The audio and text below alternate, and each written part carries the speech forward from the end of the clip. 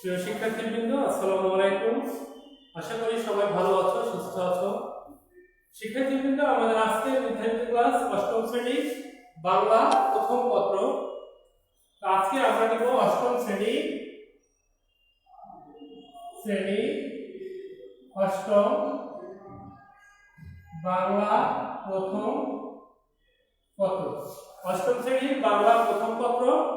তো আমাদের আজকে আলোচ্য বিষয় 2 বিঘা জমি। 2 বিঘা জমি এটি একটি কাহিনী কবিতা। তো এই 2 বিঘা জমি, এই কাহিনী কবিতাটি আমরা আজকে আলোচনা করব। তো এই 2 বিঘা জমি কাহিনী কাব্যটি কবিতাটি লিখে বিশ্বকবি রবীন্দ্রনাথ ঠাকুর। রবীন্দ্রনাথ ঠাকুর জন্মগ্রহণ করেন 7ই মে 1861 খ্রিস্টাব্দে, বাংলা 25শে বৈশাখ 1268 বঙ্গাব্দ, কলকাতার জোড়াসাঁকোর ঠাকুর পরিবারে।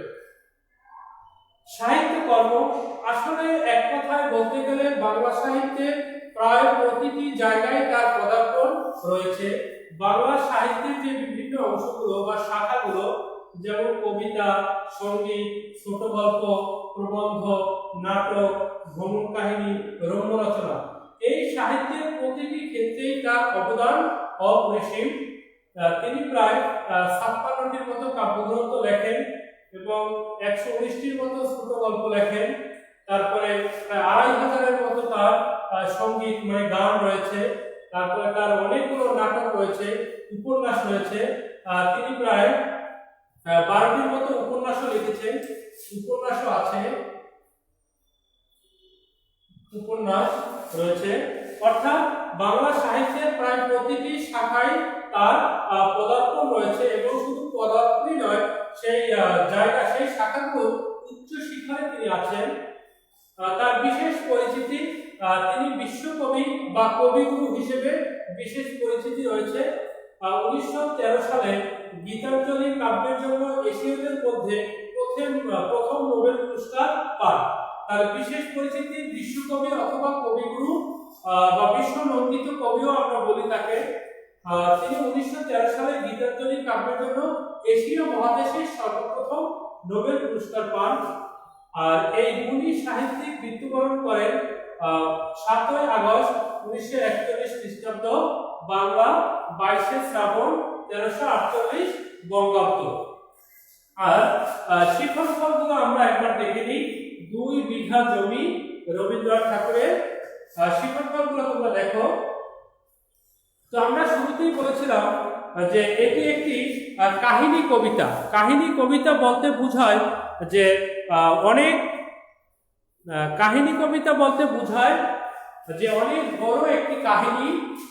সেই বড় কাহিনীকে গদ্য আকারে না লিখে কবিতার ঢঙে ছান্দসিক মাত্রা বিন্যাস ঠিক রেখে কবিতার আকারে লেখা, কিন্তু সেটা বড় বড় কাহিনী। যেহেতু 2 বিঘা জমি এটি একটি কাহিনী এবং সেই কাহিনীটাকে তিনি কবিতার আকারে রূপ দিয়েছেন, এই জন্য এটাকে বলা হয় কাহিনী কবিতা। তাহলে 2 বিঘা জমি এটি কোন ধরনের কবিতা? এটি কাহিনী কবিতা। আর এই 2 বিঘা জমি কবিতাটি নেওয়া হয়েছে কবির চিত্রা কাব্যগ্রন্থ থেকে। কবির একটি কাব্যগ্রন্থ আছে চিত্রা, সেই চিত্রা কাব্যগ্রন্থ থেকেই এই 2 বিঘা জমি কবিতাটি নেওয়া হয়েছে। তো শিক্ষার্থীরা, আমরা একটু 2 বিঘা জমি কবিতার মূল ভাবটা একটু দেখি, মূল কথাগুলো দেখি।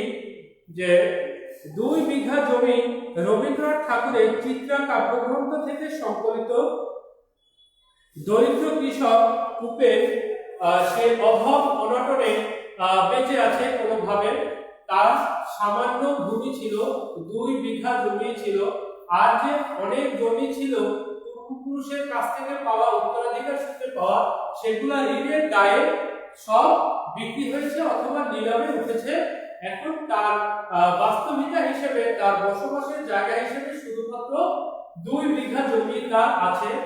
তো এখানে এই 2 বিঘা জমির পাশে ওখানে যে ভূস্বামী বা জমির মালিক অথবা জমিদার, সেই জমিদার একটি ফুলের বাগান করার জন্য এই কূপের 2 বিঘা জমি মিলিয়ে নিতে চেয়েছে, কারণ যদি এই 2 বিঘা জমি সেই ভূস্বামী বা জমিদার নিতে পারে, তার জমির সাথে মিলিয়ে দিতে পারে, তাহলে দৈর্ঘ্য প্রস্থে সমান হবে বাগানখানা। তো জমিদারের বাগানখানা, ফুল বাগানখানা দৈর্ঘ্য প্রস্থে সমান করার জন্য এই 2 বিঘা জমি দরকার। কিন্তু এই 2 বিঘা জমি যেহেতু উপেনের এবং উপেনের বসবাসের একমাত্র ঠাঁই হলো এই 2 বিঘা জমি এবং এখানের ফসল দিয়েই তার জীবিকা নির্বাহ চলে, তো সেজন্য উপেন এই জমিটুকু বিক্রি করতে চায়নি। তো পরবর্তীতে ভূস্বামী বা জমিদার সে মিথ্যা দেনার খাতে আদালত থেকে ডিক্রি জারি করে, অর্থাৎ নিলাম জারি করে সে উপেনকে এখান থেকে উৎখাত করে বা উপেনকে এখান থেকে তাড়িয়ে দেয় এবং জমিটুকু এই ভূস্বামী জোর করে নিয়ে যায়। এই জন্যই কবিতার শিরোনাম দেওয়া হয়েছে 2 বিঘা জমি, অর্থাৎ সেই অসহায় নিঃস্ব ভূমিহীন উপেনের মাত্র 2 বিঘা জমি ছিল তার বেঁচে থাকার অবলম্বন বা সম্ভব, কিন্তু সেই 2 বিঘা জমিও সেই ভূস্বামী বা জমিদার তার বাগানের দৈর্ঘ্য প্রস্থ সমান করার জন্য মিথ্যা দেনার খাত দেখিয়ে আদালতের থেকে নিলামে উঠিয়ে জোর করে দখল করে নিয়ে যায়। তো এভাবে যেহেতু সব জমি হারিয়েছে, উপেন এখন তার বসবাসের জায়গা নেই, সেহেতু সে সন্ন্যাসী বেশে সারা পৃথিবীতে বা বিভিন্ন দেশে দেশে ঘুরে ঘুরে প্রায় বছর 1500 কাটিয়েছে।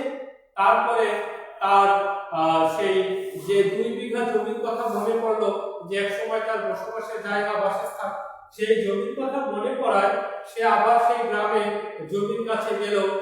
তো গিয়ে দেখলো যে তার সেই জমিটুকু আগের মতো এখন আর নেই। সেই জমিতে যখন উপেনের ছিল তখন সেখানে ফলমূল, লতাপাতা অর্থাৎ বিভিন্ন উপাদেয় খাদ্যদ্রব্য, শাকসবজি জন্মাতো, যেগুলো খেয়ে বেঁচে থাকতে পারত, কিন্তু সেই জমিতে এখন আর সেই শাকসবজি ফলমূল জন্মায় না। এখন সেখানে 5 রঙা বিভিন্ন রং বেরঙের ফুল গাছ লাগিয়ে সেখানে ফুল বাগান করেছে জমিদার। তো উপেন দুঃখ করে বলল যে সেই জমিটা এখন অনেক পরিবর্তন হয়েছে। যে জমি একসময় বিভিন্ন ফুল ফল শাকসবজি জন্মিয়ে মানুষের খাবার হিসেবে দিত, মানুষকে খাইয়ে বাঁচিয়ে রাখতো, অথচ এখন পরের গোলাম হয়ে গেছে। পরের গোলামি করার জন্য সে 5 রঙা ফুলে শোভিত হয়েছে। তো এই যে তখনকার যে উপেনের যে আক্ষেপ বা ক্ষোভ এবং উপেনের যে দুর্দশা এই জমিদার ভূস্বামীর কারণে, সেই বিষয়টি মূলত এই 2 বিঘা জমি কবিতায় রবীন্দ্রনাথ ঠাকুর ফুটিয়ে তুলেছেন। তো শিক্ষার্থীরা, আমরা এবার কবিতাটা পড়ব, তোমরাও আমার সাথে সাথে বইটা বের করো এবং কবিতাটা পড়ো। এখানে কিছু লাইন আছে যেগুলো তোমাদের বুঝতে সমস্যা হবে, তো আমরা সেই লাইনগুলো সহজ করে দিচ্ছি। তো দেখো, 2 বিঘা জমি রবীন্দ্রনাথ ঠাকুর। শুধু বিঘে 2 ছিল মোর ভুই, আর সবই গেছে ঋণে। বাবু বলিলেন, বুঝেছ উপেন, এ জমি লইব কিনে। অর্থাৎ উপেনের শুধুমাত্র 2 বিঘা জমি ছিল, আর সবই ঋণের দায়ে হারিয়েছে। এখন উপেনের শুধুমাত্র 2 বিঘা জমি আছে। বাবু বলিলেন, বুঝেছ উপেন, এ জমি লইব কিনে। বাবু মানে ভূস্বামী বা জমির মালিক, অনেক জমির মালিক, সেই জমিদার। সে উপেনকে বলল যে তোমার এই জমি আমি কিনে নিব বা কিনে লইব। কহিলাম আমি, তুমি ভূস্বামী, ভূমির অন্ত নাই। চেয়ে দেখো মোর আছে বড় জোর, মরিবার মতো ঠাই। তো উপেন বলল জমিদারকে যে বাবু, তুমি চেয়ে দেখো, আমার বড় জোর 2 বিঘা জমি আছে, এর বেশি আমার নাই। এটাই আমি এই জমিতেই আমি ঠাঁই নিয়েছি, এখানেই আমি বসবাস করি। এই 2 বিঘা জমি না থাকলে আমি আর বসবাস করতে পারবো না, আমি কি নিয়ে বাঁচবো? অথচ আমি এই জমিটা তোমার কাছে বিক্রি করতে পারবো। অথচ তোমার তো অনেক জমি আছে, তোমার তো এই 2 বিঘা জমি না হলেও হবে, কাজে তুমি এই আমার 2 বিঘা জমি নিও। শুনি রাজা কহে, বাপু জানো তোহে, করেছি বাগান খানা, পেলে 2 বিঘে, প্রস্থেও দিঘে, সমান হইবে টানা। তো উপনের এই অনুরোধ শুনে ভূস্বামী বা জমিদার বলল যে বাবু, আমি তোমার কথা রাখতে পারবো না, কারণ আমি একখানা বাগান করেছি, সে বাগানখানা দৈর্ঘ্যে ও প্রস্থে সমান হবে যদি তোমার এই 2 বিঘা জমি আমি নিতে পারি। তোমার এই 2 বিঘা জমি আমার বাগানের সাথে জুড়ে দিলে আমার বাগানটা দৈর্ঘ্য প্রস্থে সমান হবে, এজন্য তোমার জমিটা আমার দরকার, ওটা দিতে হবে, অর্থাৎ ও জমিটা দিতেই হবে। কহিলাম তবে বক্ষে জুড়িয়া পানি, এখানে দেখো পানি বানানটা হলো কয় আকার মূর্ধন্যয় রস্যিকার, এই পানি, এই মূর্ধন্য দিয়ে পানি লিখলে তার অর্থ হলো হাত। মূর্ধন্য দিয়ে যদি পানি লেখে সেই পানির অর্থ হলো হাত।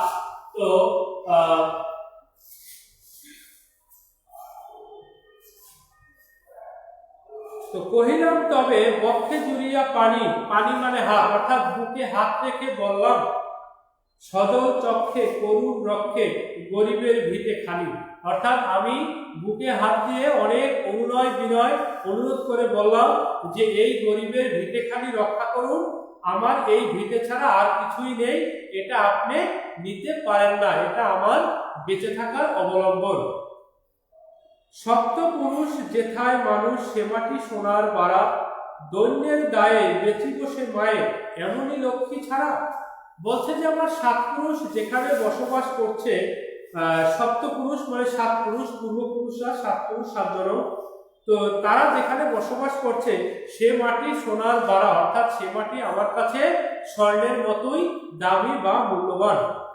দৈন্যের দায়ে, দৈন্য মানে অভাব, তো অভাব অনটনের কারণে আমি সেই জমি বিক্রি করব, আমি কি এতই লক্ষ্মী ছাড়া, মানে হতভাগা বা খারাপ লোক। আখি করি লাল রাজা ক্ষণকাল, রহিল মৌন ভাবে। তো যখন উপেন একথা বলল, তখন ভূস্বামী মানে জমিদার, সে আখি মানে হলো চোখ, আখি করি লাল মানে চোখ লাল করে কিছুক্ষণ মৌনভাবে থাকলো, মৌনভাবে মানে চুপচাপ থাকা, কোনো কথা না বলা। কহিলেন শেষে ক্রূর হাসি হেসে, আচ্ছাসে দেখা যাবে। তো অবশেষে ক্রূর হাসি মানে খুব বুদ্ধি সম্পন্ন বা ধূর্ত ভাবে হাসি দিয়ে বললেন, আচ্ছা সে দেখা যাবে। পরে মাস দেড়ে ভিটে মাটি ছেড়ে বাহির হইল পথে, হইল মানে হইলাম।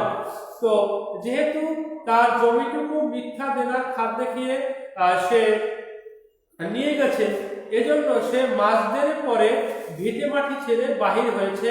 কে? উপেন। করিল ডিক্রি সকলে বিক্রি, মিথ্যা দেনার খাতে, অর্থাৎ মিথ্যা দেনার দায়, মিথ্যা ঋণ দেখিয়ে আদালতের ডিক্রি নিয়ে বা ঘোষণা নিয়ে জমি নিলামে উঠিয়ে জমিটুকু রাজা বা ভূস্বামী ছিনিয়ে নিয়েছে। এখন যেহেতু উপেনের থাকার কোনো ঠাঁই নেই, জায়গা নেই, সেহেতু সে মাস দেড়ে পরে ভিটেমাটি ছেড়ে দেশের বাহিরে বের হয়ে, গ্রামের বাহিরে বের হয়ে গেছে, এখন বিভিন্ন দেশে দেশে ঘুরে। এ জগতে হায় সেই বেশি চায়, আছে যার ভুরি ভুরি, রাজার হস্ত করে সমস্ত কাঙালের ধন চুরি। এ জগতে আসলে সেই বেশি চায় যার অনেক বেশি আছে, কারণ মানুষের চাওয়া পাওয়ার কোনো শেষ নাই, মানুষ কোনো সম্পদেই তৃপ্ত নয়, মানুষের একটি সহজাত প্রবণতা, মানুষ যতই পায় আরো চায়, কারণ মানুষের চাওয়া আর পাওয়ার মাঝে যে বিশাল ব্যবধান রয়েছে, এই ব্যবধান অতীতেও ছিল, এখনো আছে, ভবিষ্যতেও থাকবে, কারণ মানুষের চাওয়া পাওয়ার ব্যবধান কখনোই কমে না, বরং এটা দ্রুতই বাড়ে, অর্থাৎ সে যা পাচ্ছে সেটার থেকে অনেক বেশি সে চাচ্ছে। তো মানুষ যে কি চায় একসময় মানুষ নিজেও বুঝতে পারে না। এই জন্যই বলছেন যে এ জগতে হায় সেই বেশি চায়, আছে যার ভুরি ভুরি, অর্থাৎ এ জগতে যার ভুরি ভুরি অনেক সম্পদ আছে, সেই আরো সম্পদ চায়। রাজার হস্ত করে সমস্ত কাঙালের ধন চুরি। রাজার হাত কাঙালের ধন চুরি করে, অর্থাৎ রাজার অনেক সম্পদ আছে, অনেক সম্পদ থাকার পরেও এই রাজা গরিবের বা কাঙাল অসহায় মানুষের সামান্য সম্পদটুকুও ছিনিয়ে নিয়ে নেয় বা চুরি করে নিয়ে নেয়, জোর করে লুট করে নিয়ে নেয়। মনে ভাবিলাম মোরে ভগবান রাখিবে না মোহ গর্তে, তাই লিখি দিল বিশ্ব লিখির 2 বিঘার পরিবর্তে। তো মনে মনে উপেন ভাবলো যে এখানে কোনো সম্পদের টাকা পয়সার মোহে এই উপেনকে রাখবে না ভগবান, মানে সৃষ্টিকর্তা, অর্থাৎ সৃষ্টিকর্তা উপেনকে সমস্ত সম্পদের লোভ মোহ থেকে মুক্ত করার জন্যই হয়তো এই উপেনের অবস্থা এরকম হয়েছে, এবং এই 2 বিঘার পরিবর্তে বিশ্ব লিখির মানে টোটাল পৃথিবীটাই উপেনের হয়ে গেল। কিভাবে? যেহেতু উপেনের ওই 2 বিঘা জমি নিজের বলতে নাই, এখন তার নিজের কোনো জমিই নাই, এখন সে সারা পৃথিবী বা সারা দেশে বিভিন্ন জায়গায় ঘুরে বেড়ায় সন্ন্যাসী বেশে, অর্থাৎ এখন ওই 2 বিঘার পরিবর্তে সে গোটা পৃথিবীটাই পেয়েছে। এটা হলো উপেনের মনকে সান্ত্বনা দেওয়ার জন্য আধ্যাত্মিক তৃপ্তি। সন্ন্যাসী বেশে ফিরি দেশে দেশে হইয়া সাধুর শিষ্য, অর্থাৎ সাধুর শিষ্য হয়ে সে দেশে দেশে ঘুরে ফেরে সন্ন্যাসী বেশে। কত হেরিলাম মনোহর ধাম, কত মনোরম দৃশ্য। হেরিলাম মানে দেখা, অর্থাৎ সে কত সুন্দর সুন্দর দৃশ্য দেখেছে, বিভিন্ন জায়গায় মনোহর সুন্দর সুন্দর জায়গা সে দেখেছে। ভূধরে সাগরে বিজনে নগরে যখন যেখানে ভূমি, অর্থাৎ ভূধরে সাগরে বিজনে নগরে, অর্থাৎ বন জঙ্গল শহর নগর গ্রাম যেখানে সে ভ্রমণ করে, ভূমি মানে ভ্রমণ করা, তবু নিশি দিনে ভুলিতে পারিলে সেই 2 বিঘা জমি। অর্থাৎ সে যে কোনো জায়গায় যত সুন্দর জায়গায় দেখুক না কেন, সে তার এই 2 বিঘা জমি কথা ভুলতে পারে না। এই 2 বিঘা জমি তার সবসময় মনে পড়ে। হাটে মাঠে বাটে এই মতো কাটে বছর 15-16। এভাবে তার প্রায় 15 বছর বা 16 বছর কেটে গেল বিভিন্ন হাটে বাজারে বনে জঙ্গলে শহরে নগরে ঘুরে বেরিয়ে। একদিন শেষে ফিরিবারে দেশে বড়ই বাসনা হলো। তো একদিন 15-16 বছর বিভিন্ন জায়গায় কাটানোর পর একদিন তার মনে খুব বাসনা হলো, মানে ইচ্ছা হলো, বাসনা মানে ইচ্ছা, যে তার গ্রামে আবার ফিরে যাবে, গ্রামটাকে এবং তার জমিটাকে একটু দেখবে। নম নম নম সুন্দরী মম জননী বঙ্গভূমি, অর্থাৎ এখানে বঙ্গভূমি বাংলাদেশ বা তার জন্মভূমিকে সে শ্রদ্ধা নিবেদন করেছে। গঙ্গার তীর স্নিগ্ধ সমী জীবন জুড়ালে তুমি, অর্থাৎ এই যে গঙ্গার তীর, গঙ্গা মানে একটা নদীর নাম, স্নিগ্ধ সমীর, সমীর মানে বাতাস, এখানে স্নিগ্ধ মৃদু বাতাস, জীবন জুড়ালে তুমি, অর্থাৎ এগুলো দিয়ে এই উপেনের জীবন জুড়িয়ে যায়। এই গঙ্গার তীরে সেই সুন্দর আবহাওয়া, স্নিগ্ধ বাতাস, এগুলো উপেনের শরীর মন জুড়িয়ে যায়। অবারিত মাঠ গগন ললাট চুমে পদ তব পদধূলি, এখানে অবারিত মাঠ মানে বিশাল মাঠ, গগন ললাট, গগন মানে আকাশ, অবারিত মুক্ত আকাশ, চুমে তব পদধূলি, এখানে সেই ধুলি মাখা যে বড় মাঠ সেটির কথা বলা হয়েছে। ছায়া সুনিবিড় শান্তির নীড় ছোট ছোট গ্রামগুলি, এখানে ছায়া সুনিবিড় অর্থাৎ এই গ্রামটা বিভিন্ন গাছের ছায়ায় আচ্ছাদিত, খুব সুন্দর সাজানো ছোট ছোট গ্রাম। এখানে যেন শান্তির নীড়, নীড় মানে হলো বাসা, অর্থাৎ খুব শান্তিতে বসবাস করার উত্তম জায়গা। পল্লব ঘন আম্র কানন রাখালের খেলা গেহ, এখানে পল্লব মানে পাতা, ঘন মানে অনেক পাতায় ঘন বা ঘন পাতা, আম্র কানন কিসের পাতা? আম গাছের পাতা। রাখালের খেলা গেহ, রাখালের খেলাঘর রয়েছে। স্তব্ধ অতল দিঘি কালো জল নিশীত শীতল স্নেহ, এখানে দিঘির কালো জল নিশীত শীতল স্নেহ, অর্থাৎ এখানে যে পরিবেশ আবহাওয়া সেই দিঘির কালো জল মিলিয়ে খুবই সুন্দর আবহাওয়া এবং সুন্দর পরিবেশকে বোঝানো হয়েছে। বুক ভরা মধু বঙ্গের মধু জল গায়ে যায় ঘরে, মা বলিতে প্রাণ করে চান চোখে আসে জল ভরে। এখানে যে গ্রামের বধূরা কাকে কলস নিয়ে পানি আনতে যায় তাদের প্রতি একটি শ্রদ্ধা জেগে ওঠে এবং তাদের জন্য স্নেহ মায়া মমতা কথা বুঝিয়েছেন। মা বলিতে প্রাণ করে চান, অর্থাৎ তাদেরকে মা ডাক দিলেই নিজের জীবনটা জুড়িয়ে যায়, চোখে স্নেহ মায়া মমতার কারণে জল ভরে আসে, অর্থাৎ চোখে জল আসে। 2 দিন পরে দ্বিতীয় প্রহরে প্রবেশিল নিজ গ্রামে।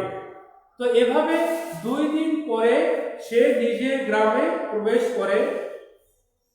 কুমোরের বাড়ি দক্ষিণে ছাড়ি রথতলা করি বামে, অর্থাৎ কুমোর পাড়া কুমোরদের বাড়ি সেখান থেকে আরো দক্ষিণে এসে রথতলা করে বাম দিকে এসে রাখি হাটখোলা নন্দীর গোলা মন্দির করি পাছে, অর্থাৎ হাটখোলা মানে হাট বাজার রেখে নন্দীর গোলার জায়গাটা রেখে মন্দিরের পিছন দিয়ে ত্রিশাতুর শেষে মন্দির পেরিয়ে আর কি মন্দিরের পিছনে ফেলে ত্রিশাতুর শেষে পৌঁছিল এসে আমার বাড়ির কাছে। অর্থাৎ এই যে লোকেশনের বর্ণনা, বিভিন্ন লোকেশন পেরিয়ে অবশেষে সে নিজের গ্রামে এসে পৌঁছলো। ধিক ধিক করে শতধিক করে নীলাস ফুলটা ভূমি, যখনই যাহার তখনই তাহার, এই কি জননী তুমি। ধিক মানে ধিক্কার দেওয়া। এখানে উপেন তার জন্মভূমিকে ধিক্কার দিয়েছে, তার সেই 2 বিঘা জমিকে ধিক্কার দিয়েছে, কারণ এই 2 বিঘা জমি এখন আর আগের মতো নেই। কারণ যেখানে 2 বিঘা জমিতে বসবাস করার জন্য ঠিক করে বেঁচে থাকার জন্য শাকসবজি লতা পাতা জন্মাতো, সেখানে এখন আর এগুলো জন্মায় না, সেখানে এখন সেই ফুলে ফুলে শোভিত বাগান। এই জন্য মনের ক্ষোভে উপেন তাকে ধিক্কার জানিয়েছে যে হে জননী জন্মভূমি, যখনই যাহার তখনই তার কথাই শোনো, তারই বন্দনা করো, সেটা বোঝানো হয়েছে। সে কি মনে হবে একদিন যবে ছিল দরিদ্র মাতা, আঁচল ভরিয়া রাখিতে ধরিয়া ফল ফুল শাক পাতা। যে সে কি তোমার মনে পড়ে যে একসময় তুমি আঁচল ভরে ফল ফুল শাক পাতা ধরে রাখতে এবং তুমি দরিদ্র মায়ের মতোই ছিলে যে সন্তানকে অভাব অনটনের মধ্যেও ফুল ফল শাকসবজি দিয়ে খাইয়ে পরিয়ে বাঁচিয়ে রাখতে। আজ কোন রীতে কারে ভুলাইতে ধরেছ বিলাস বেশ, পাঁচরাঙা পাতা অঞ্চলে গাথা পুষ্পে কুষিত দেশ। অর্থাৎ আজকে তুমি কারে ভুলানোর জন্য এই যে বিভিন্ন ফুলে সাজিয়েছ নিজের বাগানটাকে, পাঁচরাঙা ফুলে শোভিত কেশ, এটা কারে ভুলানোর জন্য হয়েছে। মূলত এটা উপেনের ক্ষোভের প্রকাশ। উপেন অনেক ক্ষোভের সাথে বলল যে আজকে তুমি কারে ভুলানোর জন্য এরকম সেজেছ। তো শিক্ষার্থীরা, আমরা প্রায় অর্ধেকেরও বেশি কবিতা আমরা পড়েছি, অর্থ করেছি। আশা করি তোমরা বুঝতে পেরেছ। যেহেতু কবিতাটি অনেক বড়, আমরা একদিনে শেষ করতে পারবো না, তো আমরা বাকি অংশ পরবর্তী ক্লাসে আলোচনা করব। তো শিক্ষার্থীরা, আমরা আমাদের আলোচনা এখানেই শেষ করছি। আশা করি তোমরা বুঝতে পেরেছো। তারপরেও তোমরা নিজেরা বাসায় এটি ভালো করে পড়বে, আপনারা আমাকে কমেন্টে জানাবে। তো শিক্ষার্থীরা, তোমরা ভালো থাকো, দেখা হবে পরবর্তী ক্লাসে। আল্লাহ হাফেজ।